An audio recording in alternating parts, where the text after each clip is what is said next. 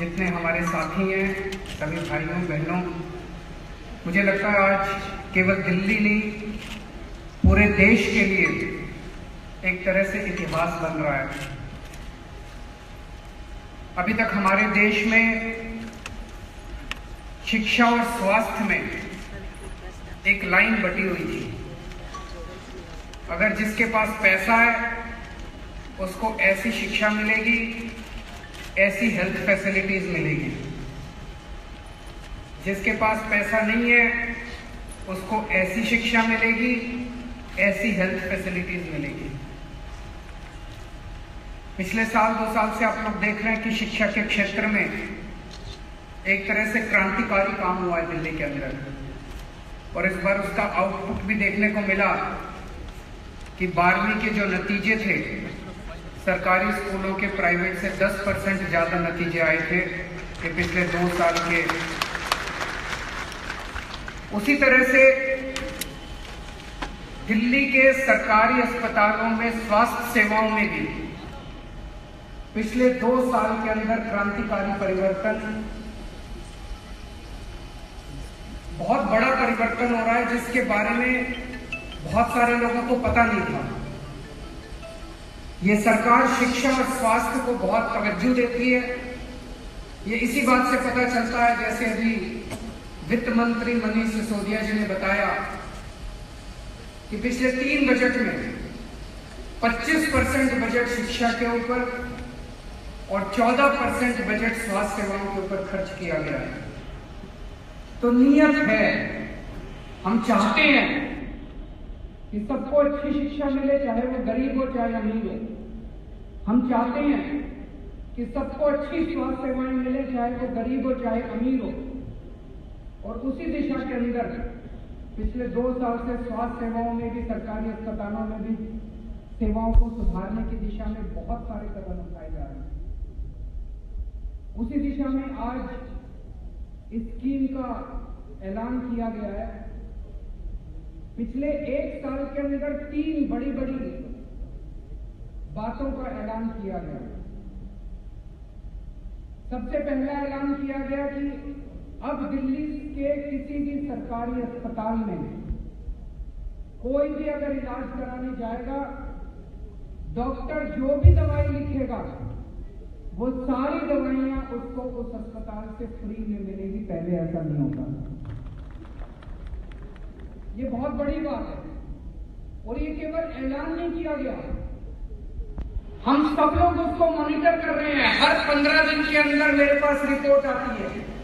महीने की पहली तारीख को, 15 तारीख को मेरे पास रिपोर्ट आती है किस अस्पताल में कितने प्रतिशत दवाइयां अवेलेबल है, नहीं है। हेल्थ मिनिस्टर खुद जाके चेक करते हैं, मैं खुद जाके अस्पतालों में चेक करता हूं दवाइयां अवेलेबल है नहीं है। लोगों से पूछते हैं, पेशेंट से पूछते हैं, डॉक्टर ने ये दवाइयां लिखी थी, मिली कि नहीं मिली खिड़की के ऊपर। अगर एक भी दवाई की कमी नजर आती है उसके ऊपर एक्शन होगा। तो सबसे पहला ऐलान किया गया कि जितनी दवाइयां डॉक्टर लिखेगा सारी दवाइयां अस्पताल के अंदर मिलेगी। और मेरे ख्याल से मेडिकल सुपरिंटेंडेंट को हमने पावर भी दे दिया कि अगर कोई दवाई की कमी है तो वो लोकल परचेज कर सकते हैं। दूसरी बड़ी बात हुई जो 2 मार्च को भी बताया गया, ऐलान किया गया, अगर आप किसी सरकारी हॉस्पिटल में जाते हैं और कोई टेस्ट लिखा जाता है, जैसा अभी सचिंदर जी ने बताया, एक हॉस्पिटल है सरकारी 100 बेडेड हॉस्पिटल है, एमआरआई मशीन नहीं है। अब हफ्ते में 2 हफ्ते में 1 या 2 मरीज आते हैं जिनको एमआरआई की जरूरत पड़ती है। तो अभी तक डॉक्टर को लिखना पड़ता था एमआरआई और मरीज को बाहर से एमआरआई करानी पड़ती है। अब गरीब मरीज है, वो कहां से 5,000 रुपए की एमआरआई कराएगा। तो अब ये दूसरी स्कीम का ऐलान किया गया कि अगर उस अस्पताल के अंदर वो टेस्ट नहीं हो सकता किसी भी कारण से, मशीन नहीं है, मशीन काम नहीं कर रही है, मशीन में लंबी वेटिंग लिस्ट है, किसी भी कारण से, तो आप बाहर से इलाज करा लीजिए, प्राइवेट अस्पताल से इलाज करा लीजिए, दिल्ली सरकार आपके पैसे देगी, आपको पैसे की चिंता करने की जरूरत नहीं। और आज तीसरी स्कीम का ऐलान किया गया कि अगर आपको किसी किस्म की बीमारी है और 1 महीने के अंदर आपको सर्जरी की डेट नहीं मिलती, तो आप बाहर से प्राइवेट अस्पताल से इलाज करा लीजिए, आपको चिंता करने की जरूरत नहीं है पैसे दिल्ली सरकार देगी। ये पूरे देश में पहली बार हो रहा है और मुझे पूरी उम्मीद है कि दिल्ली के अंदर ये जो हो रहा है धीरे धीरे दूसरे राज्यों के अंदर भी इसकी आवाज उठेगी। भगवान ना करे आपके घर में कभी कोई बीमार हो, लेकिन अब अगर आपके घर में कोई बीमारी होती है, यहां तक कि आज स्वास्थ्य सेवाएं इतनी महंगी हो गई है, इतनी महंगी हो गई है, गरीब को छोड़ो मिडिल क्लास के घर में भी अगर किसी को कोई सीरियस बीमारी हो जाए और उसका कोई बड़ा ऑपरेशन कराना पड़ जाए, सबसे बड़ी चिंता पेशेंट की कम चिंता होती है, सबसे बड़ी चिंता होती है पैसा कहां से आएगा। कई लाख रुपए लग जाते हैं एक आदमी का इलाज कराने में, कई लाख रुपए लग जाते हैं। अब आपको चिंता करने की जरूरत नहीं है, दिल्ली सरकार है आपके साथ, आपकी अपनी सरकार है आपके साथ। दिल्ली सरकार आपका इलाज कराएगी, भगवान ना करे कोई बीमार हो, लेकिन अब दिल्ली सरकार आपके साथ है। पिछले कुछ दिनों में मैं 6 या 7 हॉस्पिटल का इंस्पेक्शन करने गया। एक हॉस्पिटल में कई सारी कमियां नजर आई। मैं जब इंस्पेक्शन करने जाता हूं सबसे पहला काम एक ही करता हूं, मेरा अपना परसेप्शन मैटर नहीं करता, जो मरीज वहां इलाज कराने के लिए आया उसे कैसा लगा उसका परसेप्शन मैटर करता है। तो मैं करीब 40-50 मरीजों से रैंडमली बात करता हूं, जो लाइनों में लगे हुए हैं, जो खिड़की पे खड़े हैं, जो वैसे डॉक्टर के कमरे के बाहर बैठे हैं, रैंडमली मरीजों से बात करते हैं, भाई आपको कैसा लगा, कोई तकलीफ तो नहीं हो रही, डॉक्टर ने ठीक से आपसे बात करी, आपको सारी दवाइयां मिली। और आज मुझे कहते हुए बहुत खुशी है, एक हॉस्पिटल छोड़ के बाकी 6 हॉस्पिटल के अंदर मैंने कम से कम 50-50 मरीजों से बात की होगी। लगभग 90 से 95% मरीजों ने कहा जी हमें बड़ा अच्छा एक्सपीरियंस हुआ अपने अस्पताल में। ये बड़ा बदलाव है, ये अभी सामने नहीं आ रहा, ये बहुत बड़ा बदलाव है। एक हॉस्पिटल में दिक्कत थी, कई सारे मरीजों ने कहा, वहां पे फिर हमने कई सारे एक्शन लिए, लेकिन एक चीज जो देखने को मिली, जिसका आज की स्कीम के बाद आज ये जो ऐलान हुआ ये इसीलिए करना पड़ा, एक चीज जो देखने को मिली, ये जो तीनों स्कीम थी हमारी, इसके बारे में जानकारी डॉक्टर्स को भी नहीं थी। हमारे अपने डॉक्टर्स को भी नहीं पता था कि अगर किसी मरीज की सर्जरी 1 महीने के अंदर सरकारी अस्पताल में नहीं हो सकती तो उसको बाहर रेफर किया जा सकता। हमारे अपने डॉक्टर्स को भी नहीं पता था कि अगर हमारे टेस्ट हमारे अस्पताल में नहीं हो सकते तो उसको बाहर इलाज किया जा सकता, बाहर भेजा जा सकता। इसीलिए जरूरी था कि सब लोगों को इसके बारे में बताया जा सके।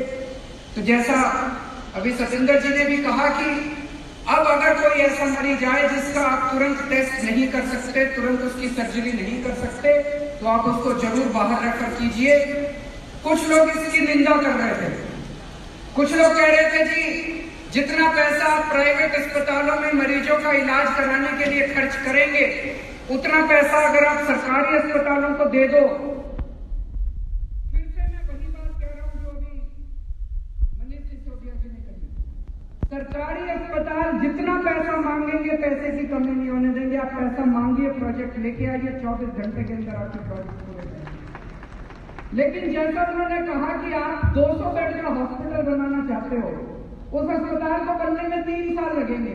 3 साल में तो मरीजों को कुछ तो चाहिए, उसको तो आज इलाज चाहिए, वो तो बीमार आज है बेचारा, उसको तो अभी इलाज चाहिए।